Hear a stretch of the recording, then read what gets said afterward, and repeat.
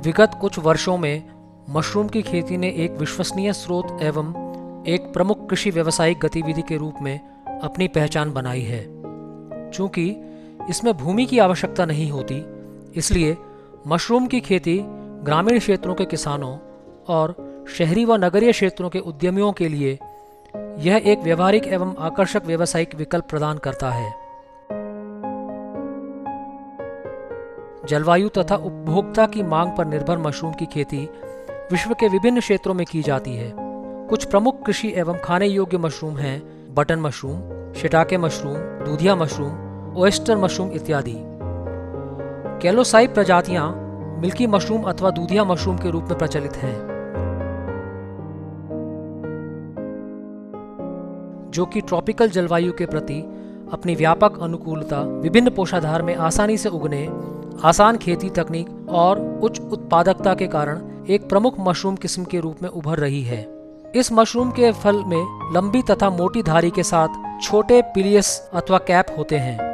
दूधिया मशरूम एक लोकप्रिय खाने योग्य मशरूम है, जिसमें पोषाधार की कंपोस्टिंग प्रक्रिया को अपनाए बिना ही विभिन्न कृषि अपशिष्ट अथवा वनों में उपलब्ध अपशिष्ट से प्रोटीन से भरपूर खाद्य उत्पन्न होता है। अनेक अन्य खाने योग्य मशरूम की ही भांति दूधिया मशरूम भी संतुलित पोषण का एक स्रोत होता है, जिसमें गुणवत्ता प्रोटीन, कार्बोहाइड्रेट, खनिजों और ऊर्जा की अच्छी मात्रा शामिल होती है। इस मशरूम में प्रोटीन की मात्रा शुष्क भार आधार पर 18 से 20% के बीच होती है। अनेक खाने योग्य मशरूम के साथ तुलना करने पर यह पाया गया है कि दूधिया मशरूम आहारीय रेशा का एक भरपूर स्रोत है। ओयस्टर मशरूम के अलावा अनुभवहीन किसानों के लिए दूधिया मशरूम की खेती करना एक अच्छा विकल्प है, क्योंकि इसे कम लागत से भी प्रारंभ किया जा सकता है व अनेक अन्य प्रजातियों की तुलना में इसे उगाना कहीं आसान है। इस मशरूम की व्यापक स्तरीय अनुकूलता हेतु प्रमुख कारकों में इसके उच्च तापमान में उगने की क्षमता, सरल खेती तकनीकें और बेहतर शेल्फ लाइफ का होना शामिल है। इस वीडियो डॉक्यूमेंट्री में व्यावसायिक स्तर पर दूधिया मशरूम की खेती के बारे में विस्तार से बताया गया है। दूधिया मशरूम की खेती के लिए कार्यविधि पर आमतौर पर चर्चा की जाती है और इसे 5 चरणों में पूरा किया जाता है। स्पॉन की तैयारी अथवा खरीद, पोषाधार की तैयारी अथवा पोषाधार पाश्चराइजेशन, स्पॉनिंग, मृदा आवरण तैयार करना और इसका अनुप्रयोग और फसल प्रबंधन। मशरूम की खेती अन्य कृषि कार्यों के समरूप है, क्योंकि इसमें स्पॉन जहां बीज सामग्री के तौर पर कार्य करते हैं, वहीं पोषाधार मृदा आधार के रूप में कार्य करती है। स्पॉन दरअसल गेहूं, ज्वार, बाजरा जैसे अनाजों के दानों पर विकसित कवक माइसीलियम है।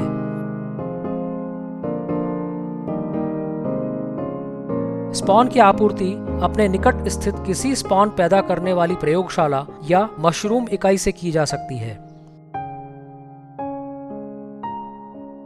दूधिया मशरूम की खेती अनाज के पुआल, गन्ने की खोई, बुरादे, जूट तथा कपास के अपशिष्ट, मूंगफली के छिलकों तथा सूखी घास आदि जैसे कृषि अपशिष्टों पर आसानी से की जा सकती है। स्पॉन पैदा करने वाले अनेक फर्में पोषाधार के साथ स्पॉन को मिश्रित करके तैयार फल बैग की बिक्री कर रही हैं। मशरूम की खेती में विश्वास हासिल करने की दिशा में यह एक आसान तरीका है। सूखा कृषि अपशिष्ट अथवा फालतू सामग्री का चयन किया जाता है, जिसमें दूधिया मशरूम की खेती को सहायता मिलती है। कृषि अपशिष्ट का चयन करते समय कृपया यह सुनिश्चित करें कि पुआल बहुत अधिक पुरानी ना हो और न ही वह वर्षा अथवा धूल से प्रभावित हो, क्योंकि वह संदूषण के प्रति संवेदनशील हो सकती है। यह पूरी तरह से सूखी होनी चाहिए और इसमें कोई भी हरा पत्तीदार भाग नहीं होना चाहिए। वर्तमान वीडियो डॉक्यूमेंट्री में दूधिया मशरूम की खेती प्रौद्योगिकी को दर्शाने के लिए आमतौर पर गेहूं अथवा धान के पुआल या फिर दोनों के संयोजन का इस्तेमाल पोषाधार के रूप में किया गया है। मशरूम को उगाते समय पहला लक्ष्य मशरूम माइसीलियम के त्वरित फैलने की सुविधा प्रदान करना होता है। कृषि अपशिष्ट का पाश्चराइजेशन नुकसानदायक प्रतिस्पर्धी फफूंद तथा कवक को मारकर इस लक्ष्य को हासिल करने में मदद करता है। पाश्चराइजेशन प्रक्रिया में आमतौर पर ताप अथवा गर्मी के माध्यम से सूक्ष्म जीवों को मारा जाता है अथवा नष्ट किया जाता है। ग्रोइंग मीडियम की पाश्चराइजेशन प्रक्रिया से अन्य नुकसानदायक कवक अथवा प्रतिस्पर्धी फफूंद की तुलना में मशरूम माइसीलियम को प्राथमिकता मिलती है। पाश्चराइजेशन 58 से 62 डिग्री सेंटीग्रेड तापमान पर होता है। इससे अधिक तापमान से अनेक लाभदायक सूक्ष्मजीवी नष्ट हो सकते हैं, जिससे मशरूम के उत्पादन पर प्रतिकूल प्रभाव पड़ता है।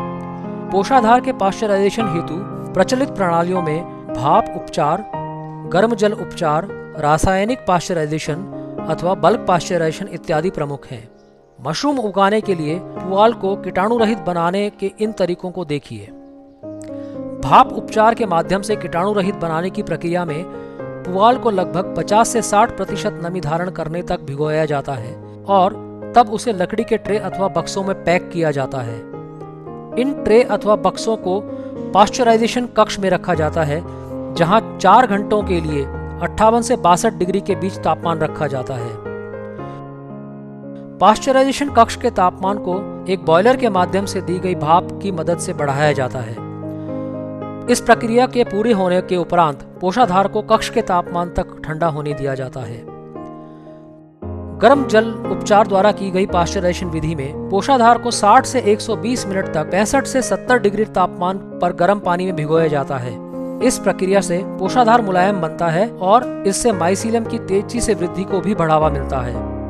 तदुपरांत पोषाधार से अतिरिक्त पानी निकाल दिया जाता है और उसे कक्ष के तापमान तक ठंडा किया जाता है। जहां कहीं ताप उपचार के लिए सुविधाएं संभव न हो, वहां किसानों द्वारा रासायनिक प्रक्रिया से विसंक्रमित किए जाने की प्रक्रिया को अपनाया जाता है। हालांकि मशरूम चूंकि एक स्वास्थ्य खाद्य के रूप में प्रचलित है, इसलिए रासायनिक प्रक्रिया से पाश्चराइजेशन की सलाह नहीं दी जाती। जब कभी व्यापक पैमाने पर दूधिया मशरूम को उगाने के लिए पोषाधार के रूप में अनाज की पुआल जैसे जैविक स्रोत का उपयोग किया जाता है, तब प्रायः नाइट्रोजन की कमी के कारण पैदावार क्षमता पर प्रतिकूल प्रभाव पड़ता है। गेहूं की भूसी, चावल की भूसी, सोया केक, बिनौला आदि जैसे नाइट्रोजन से भरपूर जैविक यौगिकों को मिलाने से जैविक प्रभावशीलता को बढ़ाने में मदद मिलेगी। नाइट्रोजन की मात्रा पर निर्भर करते हुए शुष्क भार आधार पर पोषाधार के साथ 3 से 6% उपयुक्त अनुपूरक सामग्री को शामिल किया जा सकता है।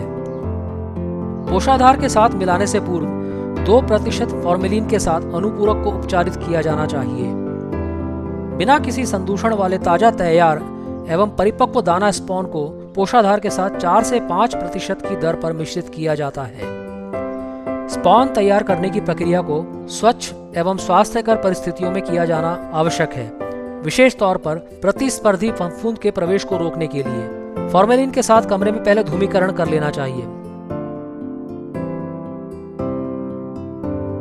पोषाधार के साथ पूरी तरह से दाना स्पॉन को मिश्रित करके अथवा पाश्चराइज्ड पोषाधार की परतों में तथा स्पॉन में बारी बारी से इसे फैलाकर स्पॉनिंग की जा सकती है। स्पॉन तैयार करने की प्रक्रिया के उपरांत स्पॉन पोषाधार को पॉलीथीन थैलों में भरा जाएगा और अच्छी तरह से हवाबंद करके नायलॉन की रस्सी से बांधा जाएगा।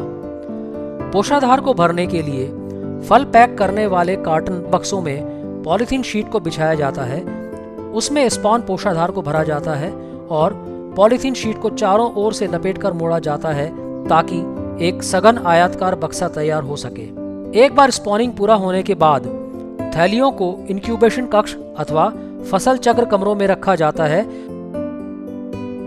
बेहतर स्पॉनिंग के लिए तापमान को 25 से 30 डिग्री सेंटीग्रेड के बीच रखा जाता है।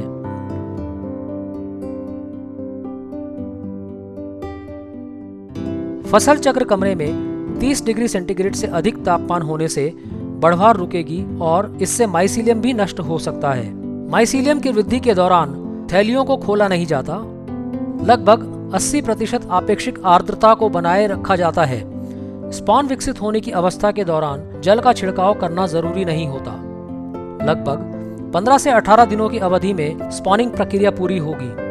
प्रतिकूल परिस्थितियों के कारण यदि स्पॉन रनिंग की प्रक्रिया में देरी होती है, तब कुछ और दिनों के लिए इंतजार किया जाए ताकि अधिकांश थैलियों में अधिकतम स्पॉन रनिंग हासिल की जा सके।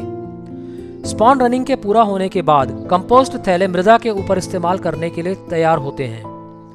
मृदा आवरण प्रक्रिया में निर्जमीकृत अथवा कीटाणु रहित आवरण मृदा की एक परत के साथ स्पॉन रन कंपोस्ट को ढका जाता है। दूधिया मशरूम के फलन के लिए आवरण मृदा जरूरी होती है, क्योंकि इसके द्वारा 3 महत्वपूर्ण कार्य किए जाते हैं, जैसे कि यह मशरूम के फलों को भौतिक सहयोग प्रदान करना, कंपोस्ट से विकासशील मशरूमों को पोषक तत्वों के प्रवाह का विनियमन करना और मशरूम के लिए नमी के भंडार के तौर पर कार्य करना।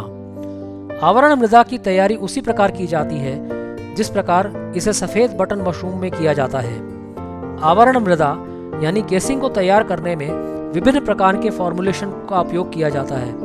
बार बार उपयोग किए जाने वाले कुछ केसिंग फॉर्मुलेशन में शामिल हैं 2 वर्ष पुरानी गोबर की खाद और 2 वर्ष पुराने स्पेंट मशरूम कंपोस्ट का 1:1 के अनुपात में मिश्रण, उद्यान की मृदा और रेत का 1:1 या 4:1 के अनुपात में मिश्रण, अथवा सड़ी हुई गोबर की खाद और दुमट्टी मिट्टी का 1:1 का अनुपात। तैयार केसिंग का उपचार 6 से 8 घंटों तक 65 से 70 डिग्री तापमान पर भाप के साथ किया जाए अथवा प्रति घन मीटर आवरण मृदा में 40 लीटर जल में 3 लीटर की दर पर व्यावसायिक ग्रेड फॉर्मेलिन के साथ भिगोया जाए। केसिंग के पीएच को चॉक पाउडर के नाम से प्रचलित कैल्शियम कार्बोनेट को शामिल करके 7 से 8 तक समायोजित किया जाना चाहिए। इसके अलावा अच्छी केसिंग मृदा में अधिक जल धारण करने की क्षमता, उच्च छिद्रता यानी हाई पोरोसिटी होनी चाहिए और साथ ही यह पोषक तत्वों रहित होना चाहिए। इस प्रकार की केसिंग मृदा को स्पॉन रन कंपोस्ट के ऊपर एक समान रूप से लगभग 3 से 4 सेंटीमीटर मोटी परत के लिए उपयोग किया जाता है। केसिंग मृदा को नम करने के लिए आवरण मृदा अनुप्रयोग के तुरंत बाद जल का छिड़काव करना चाहिए। केसिंग मृदा तैयार करने के दौरान कमरे का तापमान 32 से 35 डिग्री सेंटीग्रेड तक, अपेक्षित आर्द्रता लगभग 90% बनाए रखी जानी चाहिए। तदुपरांत माइसीलियम को केसिंग मृदा तैयार करने के चरण में शामिल किया जाता है। इससे केसिंग मृदा में माइसीलियम की बसावट होती है। इसमें लगभग 7 से 10 दिन का समय लग सकता है, जो कि फसल चक्र वाले कमरे की परिस्थितियों पर निर्भर करता है। एक बार जब केसिंग मृदा पर माइसीलियम की बसावट पूरी तरह से हो जाती है, तब इसके द्वारा केसिंग मृदा पर एक मोटी माइसीलियम चटाई बनाई जाती है, जो कि फलन के लिए तैयार होती है। फफूंद संक्रमण वाले किसी भी संदूषित थैले को हटा देना चाहिए। सभी थैलों को एक दूसरे के आसपास आयरन या लकड़ी के प्लेटफॉर्म अथवा अलमारियों में रखा जाता है। केसिंग मृदा की नमी को जल का छिड़काव करके अनुकूल बनाए रखा जाना चाहिए और हवा संचरण के लिए हवा का पर्याप्त आवागमन प्रदान करना चाहिए। इस अवस्था में कमरे का तापमान 32 से 35 डिग्री सेंटीग्रेड तथा लगभग 90% की अपेक्षित आर्द्रता को बनाए रखा जाना चाहिए। इन परिस्थितियों के साथ ही मशरूम माइसीलियम पुनः उत्पादित चरण में परिवर्तित होती है, जिसमें छोटे छोटे सिरों अथवा पिनहेड्स निकलते हैं, जो कि बाद में कुछ दिनों में परिपक्व फल के रूप में विकसित होते हैं। छिड़काव के लिए उपयोग किए गए जल का पीएच मान न तो अम्लीय और न ही क्षारीय होना चाहिए और इसमें नुकसानदायक लवण भी नहीं होने चाहिए। उपयुक्त फसल प्रबंधन रीतियों को अपनाकर पिनहेड्स के निर्माण के बाद 6 से 8 दिनों में मशरूम तुड़ाई के लिए तैयार होते हैं। मशरूमों की आकृति और आकार को देखकर तुड़ाई के सही समय की पहचान की जा सकती है। यह सलाह भी दी जाती है कि एक थैले से एक ही बार में सारे परिपक्व मशरूमों की तुड़ाई कर ली जानी चाहिए। अच्छी गुणवत्ता वाले मशरूम की तुड़ाई पर्याप्त पोषक तत्वों की उपलब्धता के कारण प्रथम एवं द्वितीय फ्लश से की जा सकती है। सामान्य कक्ष तापमान परिस्थितियों के अंतर्गत तोड़े गए मशरूम को बिना किसी विकृति के 2 से 3 दिनों के लिए भंडारित किया जा सकता है। दूधिया मशरूम की खेती प्रौद्योगिकी बहुत सरल है, जिसमें ट्रॉपिकल जलवायु में महंगी बुनियादी सुविधाओं की जरूरत नहीं होती। प्रतिदिन 40 से 50 किलोग्राम ताज़ा मशरूम का उत्पादन करने के लिए 20 फीट लंबाई एवं 15 फीट चौड़ाई वाले कम से कम 4 सस्ते ग्रोइंग कमरों की आवश्यकता होती है। निर्माण के लिए उपयोग की गई सामग्री की प्रकृति पर निर्भर करते हुए दूधिया मशरूम इकाई की लागत 10 से 12 लाख रुपए हो सकती है।